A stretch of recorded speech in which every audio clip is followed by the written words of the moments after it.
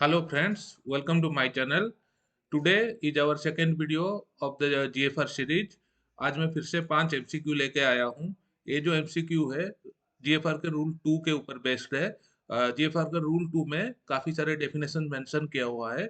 उसमें से जो इम्पोर्टेंट डेफिनेशन है उसके ऊपर हम MCQ बनाएंगे और डिस्कस करेंगे। तो चलिए डिस्कस करते हैं। आज का जो फर्स्ट क्वेश्चन है वो एक government account means and includes. वो पूछ रहा है कि गवर्नमेंट अकाउंट्स का मतलब क्या है। ऑप्शन ए है consolidated fund of India, public accounts and provident fund.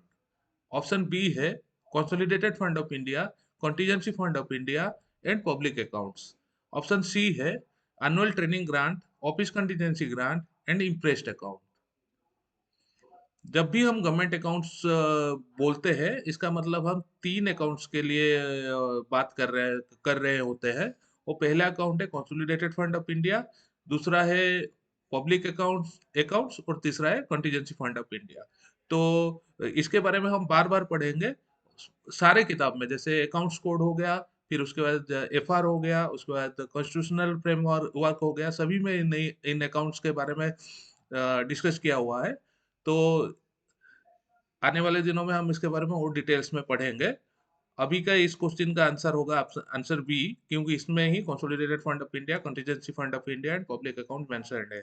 बाकी दोनों जो है, एक तो प्रोविडेंट फंड मेंशन हुआ है ऑप्शन ए में, जो कि गलत है, और ऑप्शन सी में ऑफिस के अंदर जो होता है, मतलब लोकल ऑफिस के अंदर जो फंड मैनेज होता है उसके बारे में लिखा हुआ है। तो option option b is the correct answer. Next question है मैच द फॉलोइंग। ये भी गवर्नमेंट अकाउंट्स के ऊपर ही क्वेश्चन है, लेकिन इसमें क्वेश्चन ये है कि कौन सा अकाउंट कौन सा आर्टिकल के हिसाब से बनाया हुआ है।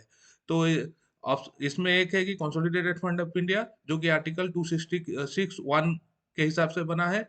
उसके बाद है पब्लिक अकाउंट, जो आर्टिकल 266(2) के हिसाब से बना हुआ है। Contingency fund of India India जो आर्टिकल 267(1) के हिसाब से बना है। और लोकल फंड का जो डेफिनेशन है वो ट्रेजरी रूल 652 में मेंशन्ड है। इस क्वेश्चन में हमें दो चीज का ध्यान रखना पड़ेगा।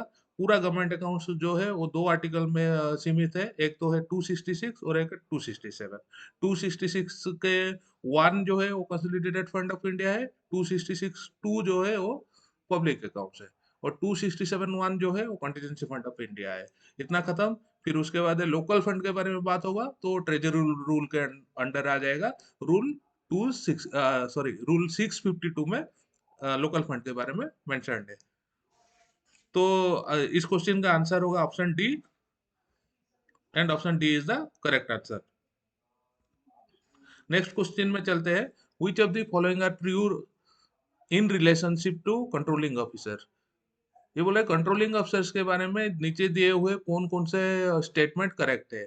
जो पहला स्टेटमेंट है option A, an officer entrusted by a government department with the responsibility of controlling the incurring of expenditure and or collection of revenue।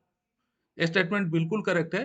Controlling अफसर जो होता है वो कोई भी गवर्नमेंट डिपार्टमेंट जो ऑफिसर को इंट्रस्ट करता है कि उसका जो एक्सपेंडिचर होता है उसको मॉनिटर करे, और जो रेवेन्यू आ रहा है उसको भी मॉनिटर करे, उसको कंट्रोलिंग अफसर कहते हैं। ऑप्शन बी में लिख रहा है कि it includes and head of the department and administrator. ये ऑप्शन भी करेक्ट है, क्योंकि कंट्रोलिंग ऑफिसर हमेशा अलग से मतलब डेजिग्नेट करने की जरूरत नहीं है।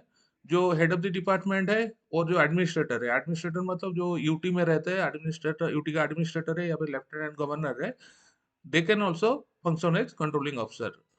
ऑप्शन सी दिया है कि it includes integrated financial adviser. नहीं, इंटीग्रेटेड फाइनेंशियल एडवाइजर है उसका जो है फंक्शन अलग है, और वो कंट्रोलिंग ऑफिसर के डेफिनेशन में आता नहीं है। इसलिए ऑप्शन सी गलत है। हमारा आंसर रहेगा option a and b are correct. तो आंसर ऑप्शन सी होना चाहिए, and c is the correct answer. Question number 9 पे चलते हैं। Head of the department should not be an officer below the rank of. कोई भी department का head है उसका रैंक कम से कम कौन सा लेवल का होना चाहिए, ये क्वेश्चन है। और इसमें ऑप्शन है कि ऑप्शन ए है सेक्रेटरी लेवल का होना चाहिए, बी है जॉइंट सेक्रेटरी लेवल का होना चाहिए, सी है डेप्यूटी सेक्रेटरी के लेवल का होना चाहिए। कोई भी डिपार्टमेंट का जो हेड है वो कम से कम डेप्यूटी सेक्रेटरी के रैंक का होना चाहिए। डेप्यूटी सेक्रेटरी से नीचे का रैंक का है तो वो हेड ऑफ द डिपार्टमेंट बन नहीं सकता। ये जो है हेड ऑफ द डिपार्टमेंट का डेफिनेशन में दिया हुआ है जीएफआर में। तो उस हिसाब से हमारा option c is the correct answer. देखते हैं क्या है, and option c is the correct answer. Question number 10 पे आते हैं। Which of the following statement is not correct. ये एक्चुअली एग्जाम में ऐसे ही कंफ्यूजिंग कर देता है कि which of the following statement is not correct. तो जो एग्जाम देने जाते हैं वो क्या करते हैं, नॉट को पढ़ते नहीं है और which of the statement is correct बोल के उनको आता है, वो क्वेश्चन का आंसर आता है, लेकिन ये नॉट के चक्कर में वो गलत ऑप्शन में क्लिक करके आ जाता है। तो इसलिए थोड़ा सा ध्यान देना जरूरी है। जब भी हम क्वेश्चन पढ़ेंगे उसमें इधर नॉट है कि नहीं है वो देखना पड़ेगा। कोई पूछेगा which of the statement are correct and which of the statement are not correct, दोनों का मतलब ही चेंज हो जा रहा है। तो यहाँ पे ऑप्शन ए देखते हैं। इसमें दिया है कि department of government of India is listed in first schedule of the government of India allocation of business rule. ये करेक्ट है, ये स्टेटमेंट बिल्कुल करेक्ट है। जो भी डिपार्टमेंट गवर्नमेंट ऑफ इंडिया का है या फिर जो नया डिपार्टमेंट बनता है उसको तो पहले उसका नोटिफिकेशन निकलता है। नोटिफिकेशन निकलने के बाद उसको जो government of India allocation of business rule है उसमें लिस्ट करना पड़ता है उसको। Government of India allocation of business rule वो रूल है जिसमें सारे डिपार्टमेंट का फंक्शनिंग लिखा हुआ है कि वो क्या काम करेगा, क्या बिजनेस करेगा वो। तो ऑप्शन ए बिल्कुल करेक्ट है। ऑप्शन बी में लिखा हुआ है only a gazetted officer can be designated as drawing and disbursing officer, that is DDO. अच्छा ये तो ऑप्शन बी भी करेक्ट है, क्योंकि ये जो डीडीओ होता है ना वो ड्राइंग एंड डिस्पर्सिंग ऑफिसर जो है उसको स्पेशली डेजिग्नेट किया जाता है कि गवर्नमेंट के बिहाफ में वो बिल पास कर सके और जो रेवेन्यू कलेक्ट कर सके।